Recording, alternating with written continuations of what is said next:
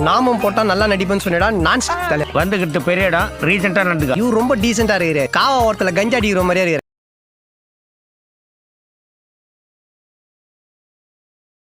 Hi hello friends, welcome back to our channel.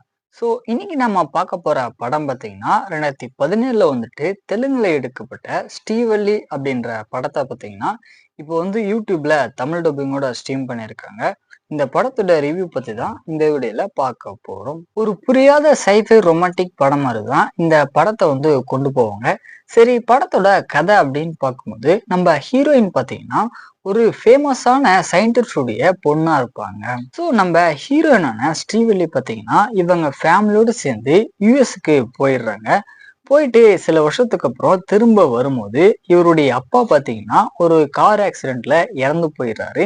இவரோட தம்பியுமே பார்த்தீங்கன்னா coma ஸ்டேஜுக்கு போயிடுறாங்க. அப்பதான் பார்த்தீங்கன்னா இவங்களோட லைஃப்ல வந்துட்டு வர்மா அப்படின்ற ஒரு ப்ரொஃபஸருடைய எக்ஸ்பெரிமெண்ட்டுக்கு பார்த்தீங்கன்னா இவங்களே சப்ஜெக்டா போறாங்க. அதுக்கப்புறம் இவங்களோட தம்பியை பார்த்தீங்கன்னா எப்படியோ அந்த கோமாலேருந்து வெளியே கொண்டு வந்துடுறாங்க. ஆனா இருந்தாலுமே அந்த எக்ஸ்பெரிமெண்ட்டுக்கு அப்புறம் பார்த்தீங்கன்னா இவங்களோட லைஃப்ல வந்துட்டு வித்தியாசமான ஒரு சில சம்பவங்கள்லாம் நடக்க ஆரம்பிக்குது.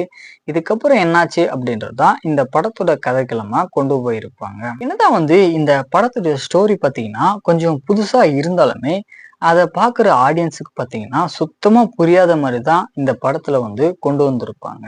அதே மாதிரி இந்த படத்துல வர எந்த ஒரு கேரக்டருமே பார்த்தீங்கன்னா படம் பார்க்கும்போது சுத்தமா கனெக்டே ஆகல. மற்றபடி இந்த படத்துல சொல்ற அளவுக்கு எதுவுமே இல்லை. ஃபைனலாக வந்து இந்த படம் பார்த்தீங்கன்னா ஒரு பிலே ஆவரேஜான சைஃபை படம் தான். வேணும்னா ட்ரை பண்ணி பாருங்க.